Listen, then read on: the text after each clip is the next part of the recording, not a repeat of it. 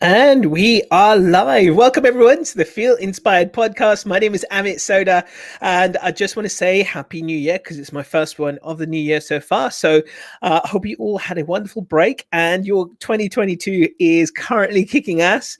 And we're going to start 2022 where we left off. I had some incredible guests, and that does not stop now. We're going to continue. I've got this amazing soul joining us today, and we're going to be talking about toxic relationships. But firstly, I just wanted to say for anyone out there who's perhaps new to the podcast, listening on audio platforms, my name is Amit Sodha. Like I said, this is the Feel Inspired podcast. I created this because I wanted to recreate the moments of inspiration that I've had when I've been listening to an incredible book or video or talk or something that has created those little moments of inspiration that have kind of really, gotten me to get into action and do the things that I've always wanted to do. And I wanted to create those moments for you here. So without further ado, I'm going to welcome today's amazing guest. We actually met at Tony Robbins in Vegas at Business Mastery. And then the rest is history, really. But since obviously we last spoke properly, she's gone on, she's got married, she's become a best-selling author. And today we're going to be talking about toxic relationships and how not to get yourself re-victimized.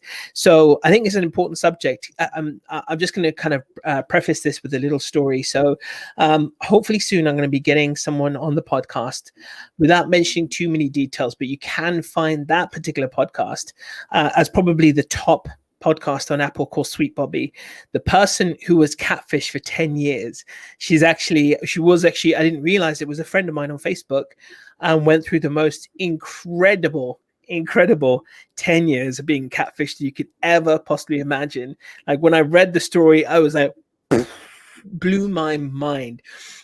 So hopefully she's going to be a guest on my podcast at some point, but it has sparked conversation in this dating group that I'm on as well. We've been talking a lot about avoiding getting scammed or, being in a situation where you end up with, narcissists and toxic relationships and so much more as well. So that's one of the things we're going to be discussing today. And without further ado, I'm going to welcome Marissa. And so welcome to the show, Marissa. And I'd love for you to give us, your kind of like history of kind of how you've got to this point. So, what's led you to this moment in your life? What made you take this path and do the book that you did and follow the work that you're doing right now?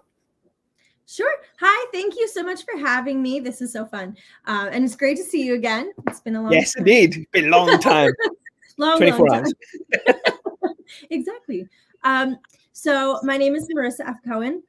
I'm a best-selling author. I'm a healing coach. I'm a motivational speaker, primarily at colleges, and then an educational speaker at organizations. And I got into this work because I experienced it. I feel like who doesn't, everyone gets into a field because it's something that impacted them. So for me, my first real relationship was severely abusive. I mean, it covers the whole gambit. It started off as emotional abuse and then turned into verbal abuse, psychological abuse, physical abuse, and sexual abuse. And after I left, it took a long time. But after I left, I realized the damage that he had done to me based on the behaviors I was exhibiting to other people. And so I realized that I had to make a change, and I didn't really know how, because at the time there was no guidance, there were no coaches, there were no resources. Nobody talked about sexual assault. Nobody talked about domestic violence. It's still very, very taboo. And it was always an in the home issue. So I had to figure it out for myself. And so through trial and error, I discovered these 3 stepstones that I followed without knowing it to help me heal and overcome my abuse and not continue to be re-victimized, because so many people who have experienced an abusive partner will tend to lean towards the same type of people and attract the same type of people. And I wanted to get myself out of that. I had my one really bad abuser, my one really bad narcissist, and then I continued to date bad people. I had some great boyfriends, but I had some really bad boyfriends as well. And it got me in trouble a lot, and it made me feel very unsafe. And so through following my steps, I discovered how to not re-victimize myself, how to look specifically for healthy relationships and not go back to toxic people. And so that's why I'm here today, is to help other people not re-victimize themselves, help other people who may have experienced an abusive partner look for different partners who are healthy to rewire your brain. Yeah, I think this is such an important point and an amazing point, because when I speak to people and I'm coaching people, there is an element of experience speaking there as well. But I'll touch wood, I'm one of these people fortunate never to go through an abusive relationship of any kind, whether it's mentally or physically. But I speak to people daily who've been through something horrendous, and again, that comes in the form of whether it's physical or mental, or both, or otherwise.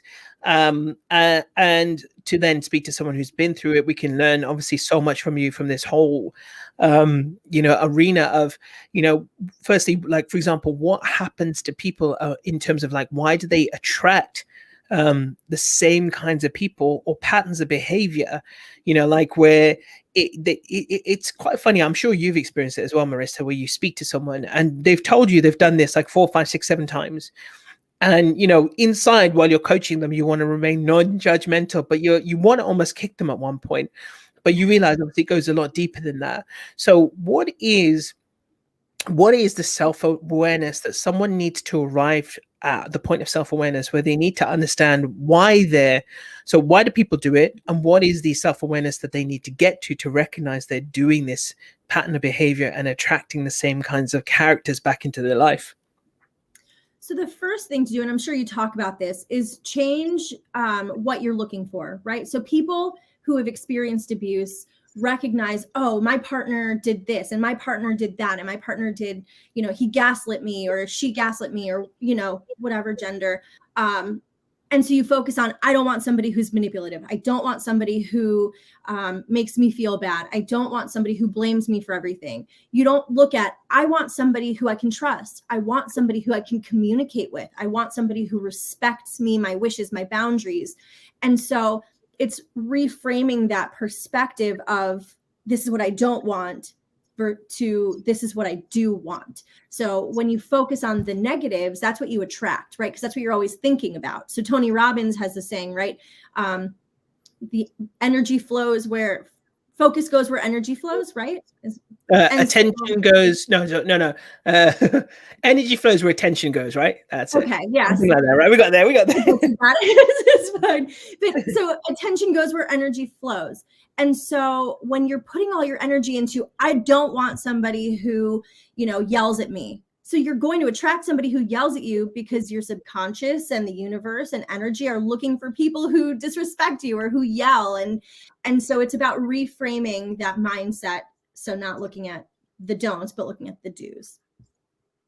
And what did that look like for you? Because, obviously you've been through it. So, when you went through your first experience, what journey did you go through to get to that point where you then firstly became self-aware of that pattern of behavior and were able to then interrupt it and do something about it? Because I think that's the hardest bit. You see, like, I always say, right, it's very easy to give other people advice, and you see someone else going through it and you're like, what are you doing? Like, how what are you, stupid? You're going through this, right? But obviously when you're the person going through it, you don't recognize your own behavior. So what did you go through? What did it take someone else's intervention, or did you just have an epiphany moment? So there's a couple things that happen, but first I want to address that this is an emotional issue and not a logical issue. So if you address emotion with logic, it doesn't compute, right? It's like putting a word problem in a calculator. It doesn't compute because it doesn't make sense. So you have to, as an advocate or as a person who knows somebody who's going through this, you have to recognize it as, this is an emotional issue, and the best thing I can do is be there for them. So for me, what really changed the game for me, because I went from abusive relationship to abusive relationship to abusive relationship, it wasn't until I started talking about it and released all this stuff that I was holding in, that I really started to see the patterns and see what I was going for and see the similarities between all these bad guys I was dating. I also exhibited behaviors that were very uncharacteristic of me. Now, I'm not going to go ahead and say I'm a prude because I'm not.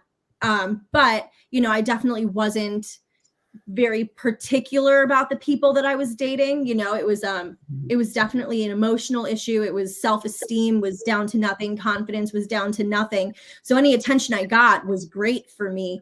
And that, I think, is where a lot of the problems started, was because if you were giving me attention and we were dating, which wasn't really dating, then I was not really particular about what I did with my body, because at that point I looked at myself as an object, right? So I am put on this earth to satisfy men, because that's just where my head was at. And I thought sex equals love, not respect and communication and, healthy boundaries. That equals love. That's not what I was looking for.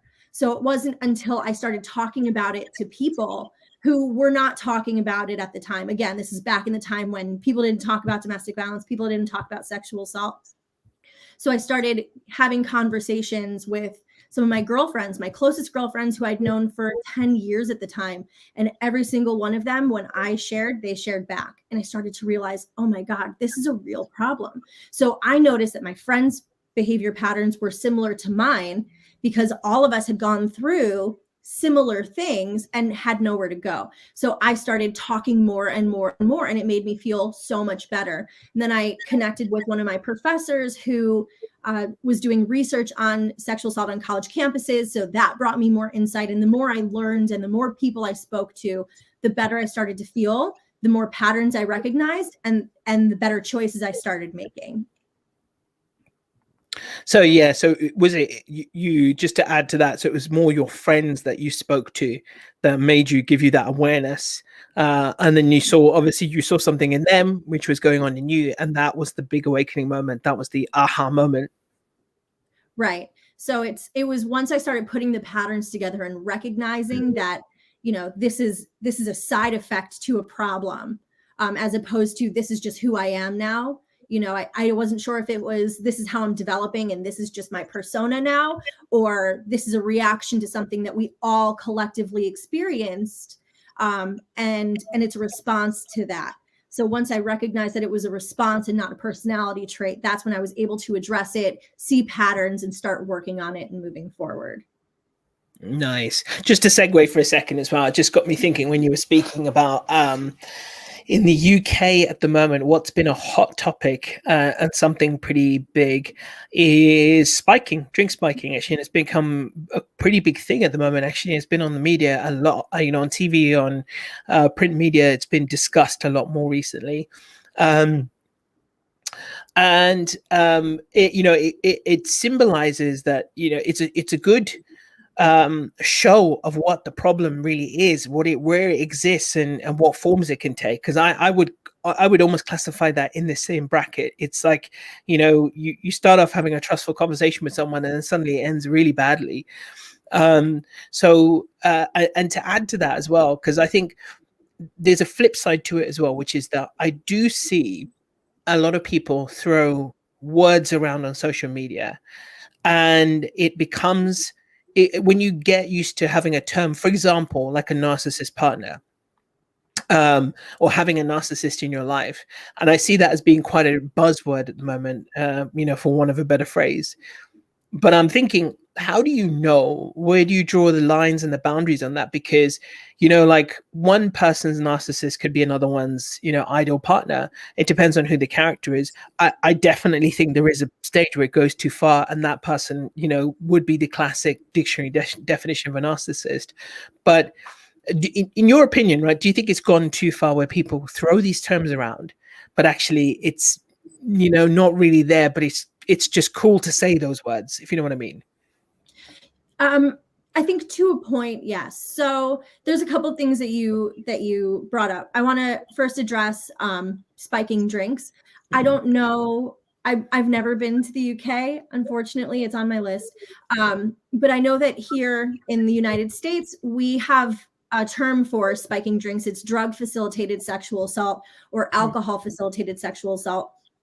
And with that, it is covered under the umbrella of sexual assault and domestic violence.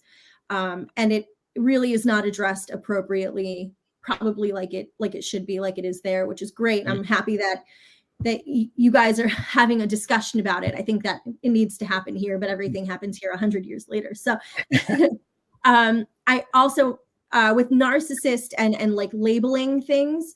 So narcissists and narcissism is somebody who has like a superiority complex to you, who talks down to you, who treats you poorly, who blames you for everything and gaslights you and manipulates you.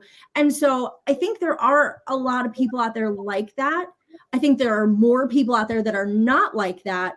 And I do think that trigger words like that, like narcissist and, you know, a lot of different words, do get thrown around a little bit more than they should, but I really can't define somebody's relationship if I don't see it. So I take every person that says that they've dated a narcissist or an abuser, I take that as is and wait until they give me more information about the things that happen. But really, narcissism is it's not uncommon. You know, people treat people differently based on race, based on gender, based on religion. And so it's really easy to be a narcissist, to feel superior to somebody else and treat them badly because of that. So it really, I mean, I would just say if somebody says they're dating a narcissist or that their partner is a narcissist or their friend is a narcissist, I would just take it as is and say, okay, you know, how can I help you now? Like, what can I do to help you get out of that or feel safe? Yeah, no, I get that completely. Yeah, you're right. You're absolutely right on that. What do you say to people who are in the position where that they're, so you've recognized that when someone's come in front of you, you're giving them coaching or whatever, and you realize that they are someone who's, you know, in a bad pattern and it's repeated a few times. Now, again, like you can say that to someone and they'll be, yeah, okay. And then they walk away and then do the same thing again. How do you get someone to actually recognize what they're doing, what's going on, so they can start to turn things around? Because, you know, when you see this scenario and you've seen it a few times, the words don't always sink in. It's, you know, again, it comes down to that level of self-awareness and wanting to change. So what do you do? How do you start the process of tackling someone, or also how do you educate someone to some of the red flags of their own behavior that puts them in these situations? So I don't address their behaviors. What I do address is the unhealthiness of the relationship with some of the behaviors exhibited by the narcissist or by the other person, because otherwise it would come off as victim blaming, and I don't want to do that. The problem with, like I said earlier, the problem with domestic violence, with narcissism, is that it's emotional. Right? So people stay because they're emotionally connected. They love the person. They've seen the person at their best, right? Here's an example. If, let's say you and I went on a date, okay? And I started out the date by punching you in the face, right? Or like slapping you. As has happened many times to me. No, I hope not. No, but would you continue the date, or would you say, screw this and leave? Hell no, I'm out of there. There'd be like an Amit shaped hole in the door. I wouldn't even take the time to open it. Right, exactly. But if we started a relationship and everything was great, and 6 months down the road, I start saying things like, God, you're so dumb. You know, like sometimes you say things that are really dumb, but you and I have already had a 6-month connection, right? We've built this foundation of a relationship with love and kindness and respect and, you know, things. So all these things start creeping in. You don't really notice it, or it's easy to rationalize it off and say, oh, she's probably just having a really bad day. You know, oh, she's really stressed at work. Oh, you know, maybe I am stupid. Like maybe what I did say was dumb, you know? And so you start to question that stuff. And then it's just boundary push after boundary push. So it's, you know, I tell you that what you said was dumb. Okay. And then we're having a conversation about something a little controversial. And I say, God, you're so stupid. Like sometimes you say things and I just, that's another boundary push. And you keep pushing boundaries, but it's so slow and meticulous and systematic. You don't really catch on until it starts really blowing up. Right. So then it usually starts with psychological abuse and then it turns into verbal abuse and then it turns into physical abuse. So you don't really see it coming. So, excuse me. I lost my train of thought. I apologize. Oh, It's okay. It happens to me all the time. No, so you don't, so it's not a logical issue. It's not like you start to see the patterns right away. You catch them way later when you're already really invested and there's love there and there's a foundation there. So you're not going to be so quick to say, screw this, I'm out. You're going to say, no, but I've seen her at her good. I've seen her great. And there must just be something going on. Maybe it's something I'm doing. You start to question yourself. And so it's not as easy to leave because you have love and you have that emotional tie, right? And you have that history. People love history. Like, oh, we've been together for 5 years and all of a sudden she's awful. Like, yeah, but the first 4 years were great, or before we got married, she was great, so it's hard to leave. So what do I do with people who keep getting into those relationships? Truly, I start to just kind of plant little seeds, and I don't work with them. I don't coach people who are currently in bad relationships, who are currently with narcissists. I wait until they leave and they're ready to leave, because otherwise it's just going to be back and forth and they're going to go back to them and come back, because narcissists they're master mind game players. So you can break up with them and the next day they'll show up with chocolates and cookies and your favorite stuffed animal or your favorite movie and say, I'm so sorry, I'll never ever do that again. This is the last time, I promise.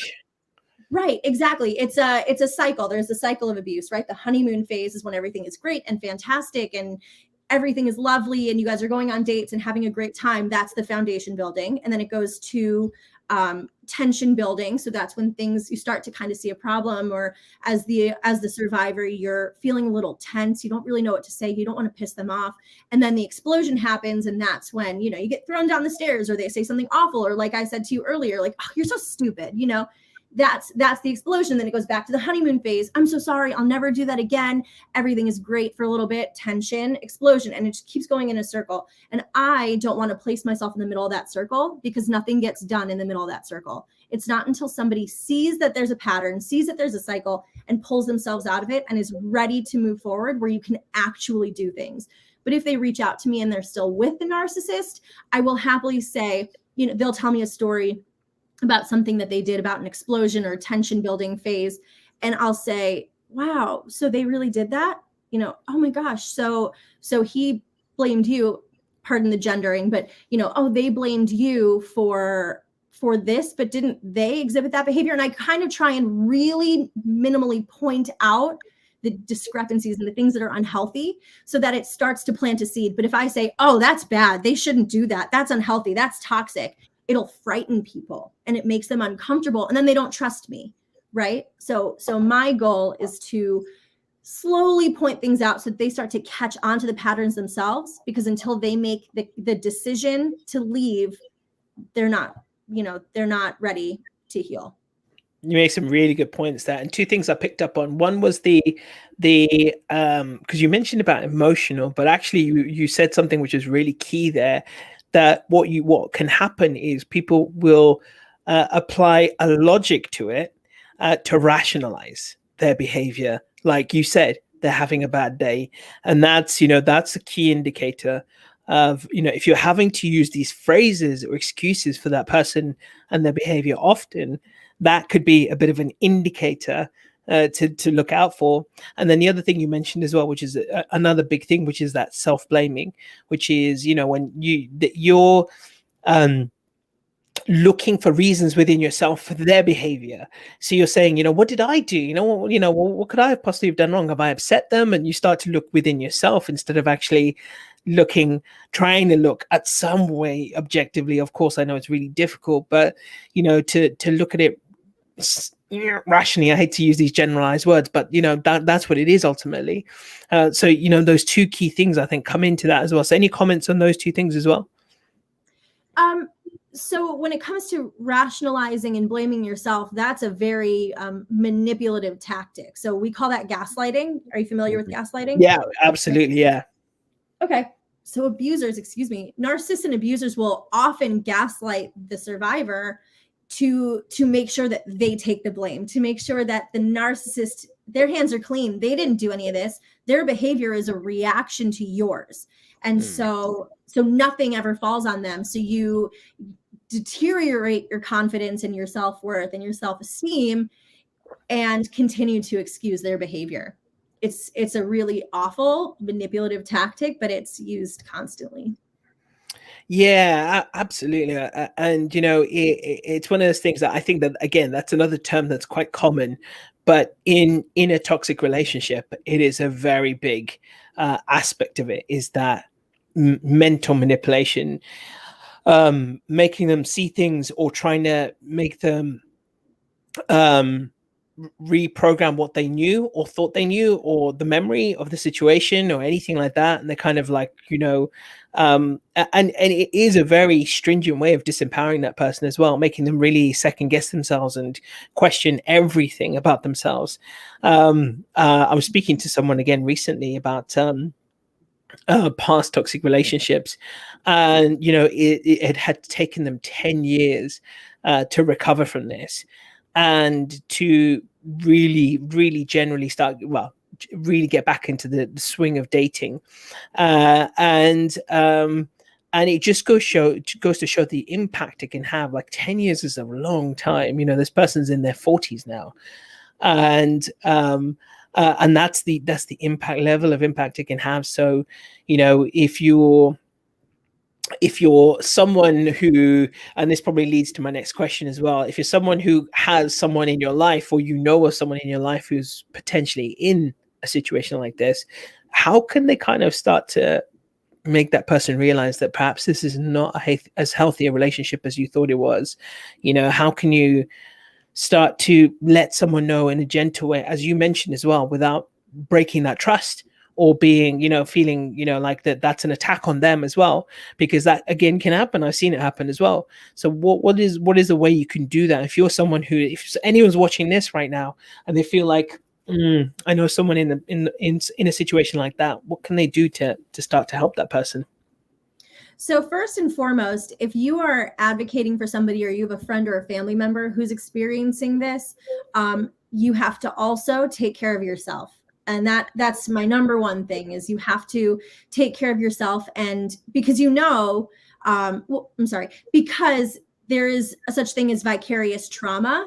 So watching somebody else go through it can really impact you and your mental health. So you have to take care of yourself.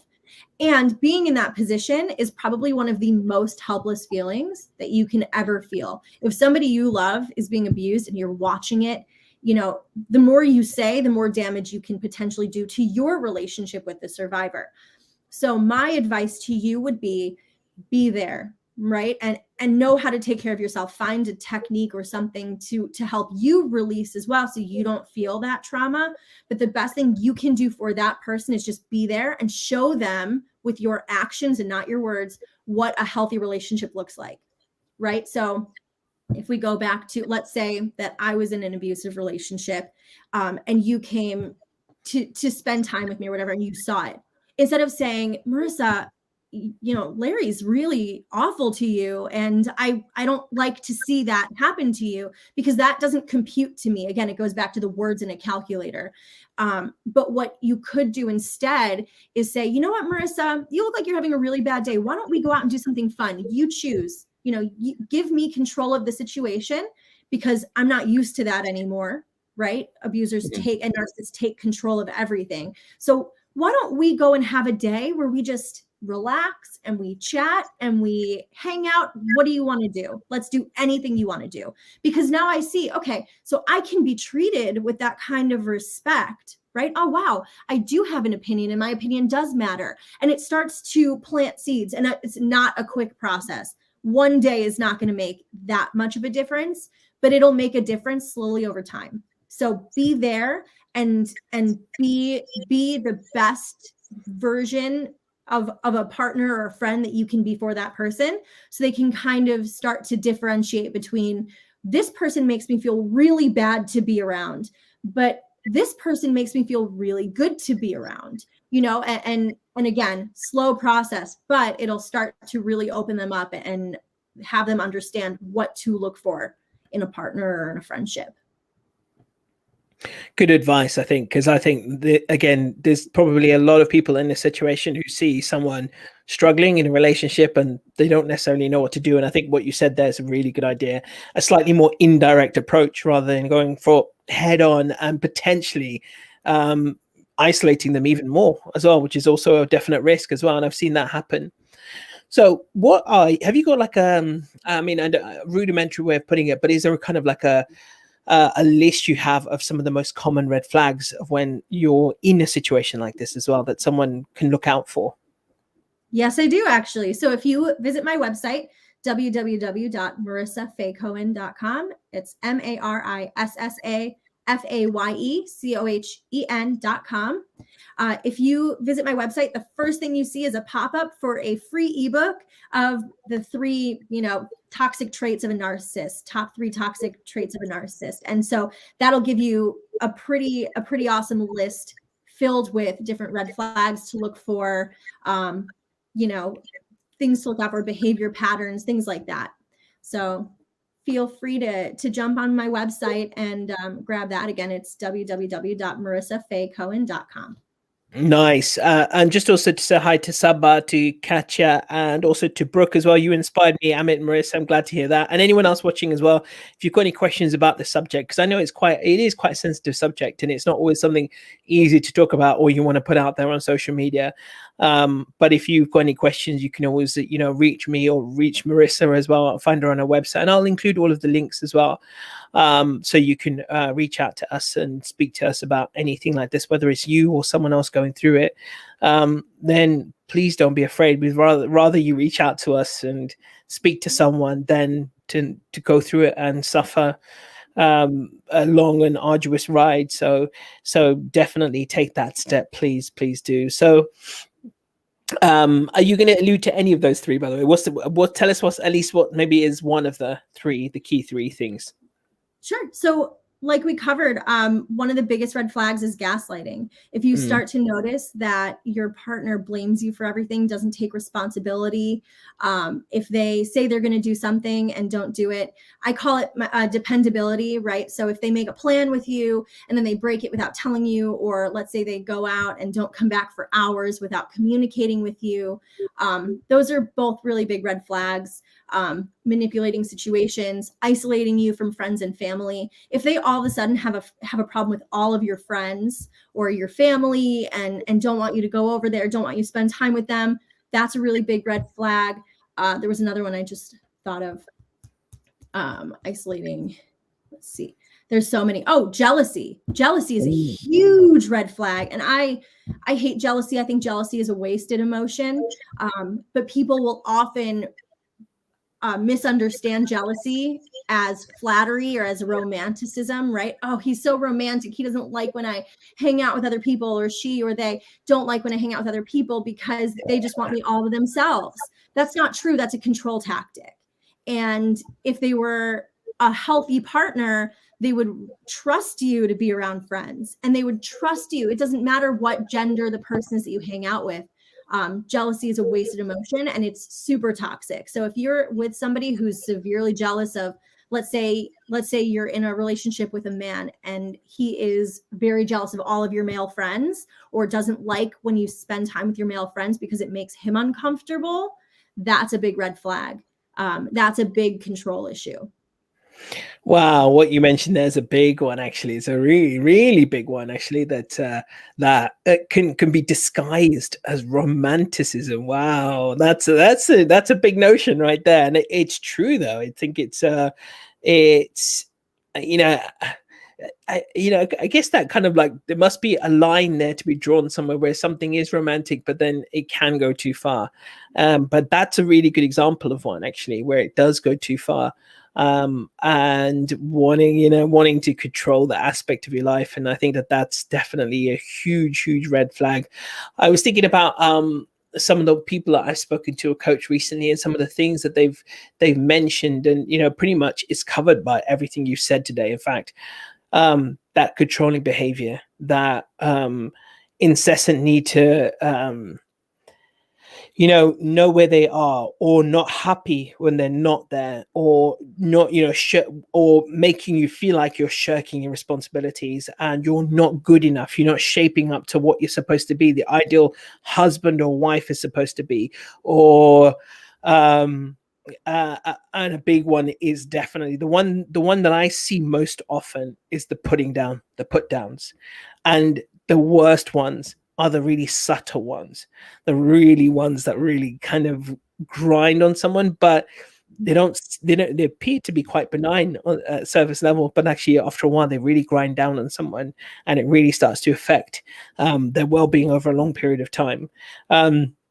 And I think that that's in some way that's the worst kind, because that's torturous. Whereas if you said something to someone flat out straight, you know where you stand. But when it's subtle and constant and ongoing, that's where it becomes torturous. And I think that that's even more dangerous.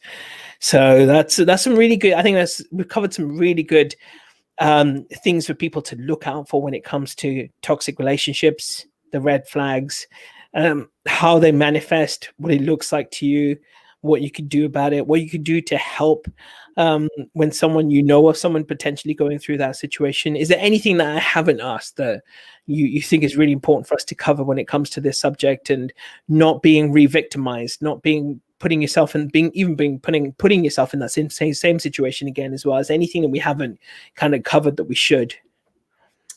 I just have a comment. So two things, because I can't just think of one thing. My brain always goes a mile a minute. But if you are a parent and you have children that are middle school, high school, college aged, look out for overwhelming amounts of texts and calls from their partner, because that's a huge red flag. If they're texting all day, every day, if they're calling nonstop, if it's overwhelming, that's a big red flag. Another thing I wanted to say. Oh, darn. All right. Well, now I don't. Oh, okay. So the reason that people, the biological reason that people will choose unhealthy partners versus healthy partners is actually neurological. So when you're in an abusive relationship and you're in that tumultuous, like, roller coaster of emotions, right? There's the ups and downs and it's chaotic. You get almost addicted to that feeling of that chaos, right? So when you meet a healthy partner or somebody who would treat you in a healthy way, it seems very boring, and it seems unhealthy because you're used to the craziness. So changing that and reframing it and recognizing it as, solid is safe and roller coaster chaos is unsafe. So that's also something to look out for. Your brain actually releases dopamine. It fires off dopamine, which is like the happy drug, what makes you very happy. It releases dopamine more often when you're in an abusive relationship because it doesn't know when to spike, right? So the chaos drives your dopamine levels crazy. And so you become used to that chaos. And so you look for that chaos and that craziness in order to satisfy, an instinctual urge, right? To satisfy the love urge in your brain, which, by the way, is the same part of your brain that's stimulated when you do drugs, when you're in love. Yeah, it's that drug, isn't it? And that drug effect. Mm-hmm. What about, I guess the last thing I was going to ask you, what about in terms of influences, and the effect that can have on people's choices? So I'm talking about, if you are someone whose perhaps parents went through a horrendous relationship or breakup, and do you find that has a massive effect on some of the partner choices that people make, and often leads to this challenge of choosing the wrong kind of partner as well? Do you find that that's a common theme, a common occurrence? Extremely common. So there is a such thing as generational trauma or generational cycles of abuse, and children absorb way more information than anybody really recognizes at the time. So when a child is growing up in a home where there is constant fighting or abuse or narcissism, they recognize that as normal. They recognize that as, this is what I am supposed to look for. And so when they go out into the world and start dating and searching for partners, those are the characteristics and the traits and the behaviors that they look for, because they're mirroring what their parents had. So if you are in an abusive relationship or with a narcissistic partner and you have children who might be seeing this, getting them resources is so important, because you want to reframe that mindset and have them understand and really understand that that is not healthy, and that that is not what they want when they grow up. That's not the partner that they want to look for. That was a great question. Thank you. No worries, no worries.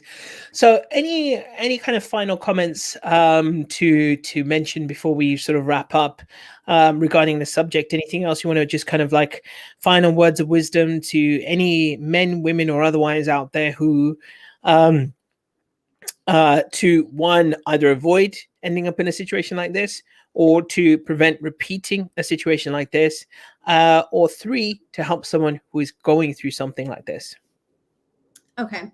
So somebody who might enter into an abusive relationship, just first and foremost, recognize your worth. Do the self-work so that you build that self-esteem, so that when you do meet a narcissist, you are able to say, no, that's inappropriate. Learn the red flags, but learn yourself and your wants and your needs, and focus on those, on your wants, on your needs, on what the ideal partner is for you, as opposed to, what you don't want. Somebody who is going through it right now, and needs to get out, find a resource. That could be, it could be a shelter, it can be a counselor, it can be a coach, it can be books, it can be writing and journaling, it can be anything. I mean, I have 4 books out, so if anybody wants a book recommendation, please feel free to reach out to me. I have tons of book recommendations. I have my own books that helped a lot of people through these situations. But really, what you want to do is find a support network. I happen to be very lucky that my parents were very attentive. And even when I was in the depths of it and I wouldn't come out of my room for days, and I mean days, they would make sure to call my friends to come over and sit outside my door for hours. And they'd just sit there because I didn't want to talk to anybody. And I was in a severely depressive state, but they'd just be there. And I had this amazing support network that really helped pull me out of my darkest days. So find a support network. And for, what was the last one? People who are out of it and looking for new relationships. Yeah. Recognize the red flags and know that, talking to someone you trust, Brooke, that was a good one. That's a good idea. Study these red flags, learn the red flags, and then recognize what you want in a relationship and what the patterns were, the bad patterns in your previous relationship, so that you don't end up looking for the same person. And know in your heart that you deserve someone healthy, and do what you can. I have a 3-step system. It's my 3 R's. It's release, resilience, rebuild. So release is talking about it. So Brooke says, talk to someone you trust, build that support network. Resilience is building that force field of strength and confidence around you. And rebuild is rebuilding your life. It's changing the way that you live, the way you perceive the world, the people around you, to make it the most healthy bubble you could possibly be in. And if you follow those 3 steps, then you will be free and confident and live in complete peace, with no chaos in your brain, no voices yelling at you and telling you what's wrong with you, and that everything is your fault and you deserve this, because you don't. You do not deserve this. You deserve a healthy, happy relationship with somebody who treats you with respect, who you can trust, who you can communicate with in a healthy way. That is what you deserve, and nothing less. Yeah, absolutely. Penultimate question: if you can add any feature to help people on a dating app, what would it be? Honestly, it'd probably be like a buzzer, so if they do something bad, like the X Factor, right? If they do something bad, you can buzz them, and then that goes out to everyone else that they're talking to, so everyone knows that person's not good. I love that. That's a great idea as well. There you go. Your $1 million idea for for a dating app as well. eHarmony, if you're listening, there you go. Match.com, if you're listening. Yeah, absolutely. And last but not least, how can everyone find you, reach you? Where can they get your book? Please share all your details so they know where to find you. Sure. So my website again is www.marissafaycohen.com, MarissafayEcohen.com. You can find everything on there. I mean, I have my books on there. I have my courses on there. I have my coaching programs on there. And if you want to reach out to me directly, my email is me@marissafaycohen.com. I'm an open book too. So if anybody has any questions, feel free to reach out. I literally published 4 books about my stories and about other people's stories. And so I'm not afraid to talk about this stuff. I've been doing it for a long time now. So yeah, so that's where you can find me. My books are also available on Amazon. I love it. I'll include all of those links, of course, as well in the podcast. But yeah, so I just want to say thank you. Thank you for sharing your story and what you've been through and how we can help help people who may be going through similar challenges or to prevent them from going through similar challenges. So I think those, as you can see already, those words of wisdom have had an impact on people. So I just wanted to say thank you, Marissa. And it's lovely to connect again after 2.5 years, I think it is. Yeah, COVID era. Yeah, it's been an absolute pleasure. So you also have a podcast, by the way. What's your podcast called so that everyone can find you? Sure. So my podcast is called Healing from Emotional Abuse, and it is found on Spotify, iTunes, iHeartRadio, gosh, everywhere. Honestly, if you put it in Google, it's everywhere. So feel free to jump on. I give a lot of advice as far as relationships and red flags. I had a meet on yesterday, so that'll be coming up in a couple weeks. And then I have tons of guests who share their stories and different ways that they can help you, or you can help yourself through your abuse, through your narcissist. Sounds beautiful. Well, thank you so much again for coming on the Feel Inspired podcast. No doubt we'll definitely speak again in the future. But I just want to say thank you again. And I think that was incredible information. So to everyone out there, if you're just catching the tail end of this, don't worry. You can watch the replay. And of course, you can catch the podcast probably within the next 24 hours on all the major podcast platforms as well. So thank you again. I'm going to end the live, but to all of you watching, have a good one. And I'll see you in the next episode. I think it's going to be next Friday. So I'll see you then. Take care. Bye.